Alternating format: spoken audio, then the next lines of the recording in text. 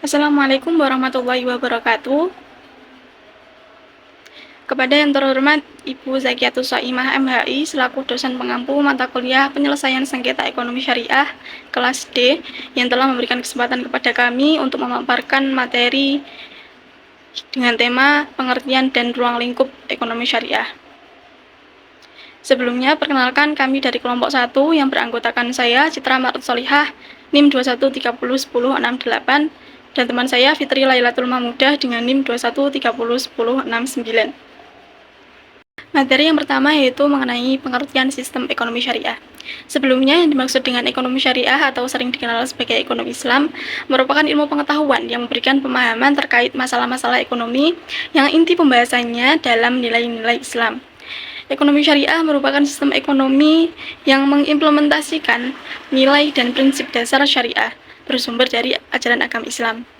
Nilai dan prinsip syariah yang berlaku universal dalam segala aspek kehidupan, termasuk dalam kegiatan ekonomi maupun keuangan. Sistem ekonomi syariah adalah suatu sistem ekonomi yang didasarkan pada ajaran-ajaran dan nilai-nilai Islam yang bersumber dari Al-Quran, Sunnah, Ijma' maupun Qiyas. Sistem ekonomi syariah merupakan bagian dari keseluruhan ajaran Islam yang komprehensif atau menyeluruh. Secara umum, sistem ekonomi merupakan sebuah mekanisme yang menghubungkan aspek-aspek produksi, distribusi, maupun konsumsi barang maupun jasa dalam suatu masyarakat atau negara tertentu.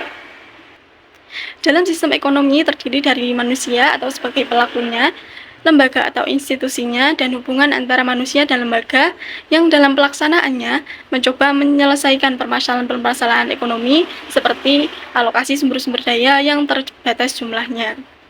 Sistem ekonomi syariah berbeda dengan sistem ekonomi konvensional pada umumnya seperti ekonomi kapitalis maupun ekonomi sosialis. Materi yang kedua yaitu tentang perkembangan ekonomi syariah di Indonesia. Perkembangan ekonomi Islam atau yang lazim dikenal sebagai ekonomi syariah di Indonesia berlangsung dengan begitu pesat. Hal ini juga didukung oleh sektor hukum, yaitu dilandasi dengan keluarnya peraturan perundang-undangan di bidang ekonomi syariah. Antara lain, keluarnya Undang-Undang Nomor 3 Tahun 2006 yang memberikan kewenangan bagi pengadilan agama untuk menangani perkara sengketa ekonomi syariah. Selain itu, keluarnya Undang-Undang Nomor 19 Tahun 2008 tentang Surat Berharga Syariah Negara dan Undang-Undang Nomor 21 Tahun 2008 tentang Perbankan Syariah semakin memperkokoh landasan hukum ekonomi syariah di Indonesia.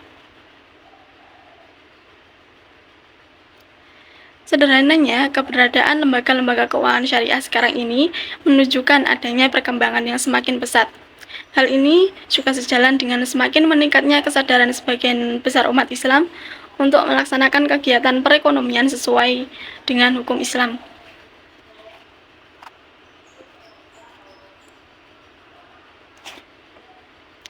Perkembangan ini tentu memberikan harapan baru bagi para pelaku usaha untuk menjalankan bisnis yang tidak hanya berorientasi pada keuntungan material semata, tetapi juga sesuai dengan ajaran hukum syariah. Baik, saya akan melanjutkan penjelasan dari teman saya, yaitu tentang jenis-jenis ekonomi syariah. Yang pertama adalah pembiayaan dengan prinsip bagi hasil. Untuk pembiayaan dengan prinsip bagi hasil yang pertama adalah mudharabah. Mudharabah adalah akad kerjasama usaha antara dua pihak, di mana pihak pertama menyediakan seluruh modal, sedangkan pihak lainnya sebagai pengelola. Untuk yang kedua yaitu musyarakah. Musyarakah merupakan akad kerjasama antara dua pihak atau lebih untuk suatu usaha tertentu, di mana masing-masing pihak memberikan dana dengan kesepakatan bahwa bagi hasil atas usaha diberikan sesuai dengan kontribusi dana atau sesuai kesepakatan bersama. Yang kedua yaitu pembiayaan dengan prinsip jual beli.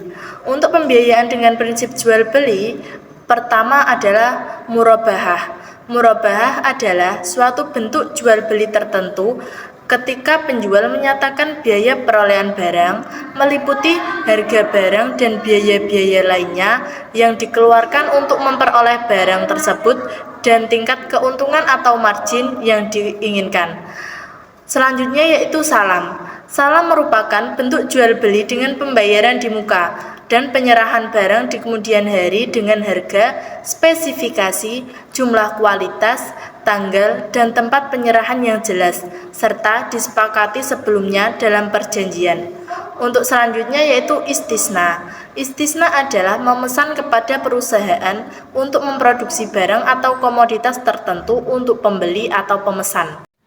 Baik, untuk selanjutnya adalah yang ketiga, yaitu pembiayaan dengan prinsip sewa. Yang pertama adalah ijaroh. Ijaroh adalah transaksi sewa-menyewa dalam waktu tertentu tanpa diikuti pemindahan kepemilikan objek. Yang selanjutnya yaitu ijaroh mutahiyah bitamlik, adalah transaksi sewa dengan perjanjian untuk menjual atau menghibahkan objek sewa di akhir periode, sehingga transaksi ini diakhiri dengan alih kepemilikan objek sewa. Untuk yang keempat atau yang terakhir adalah pembiayaan atas dasar pinjam meminjam atau akad tabarur.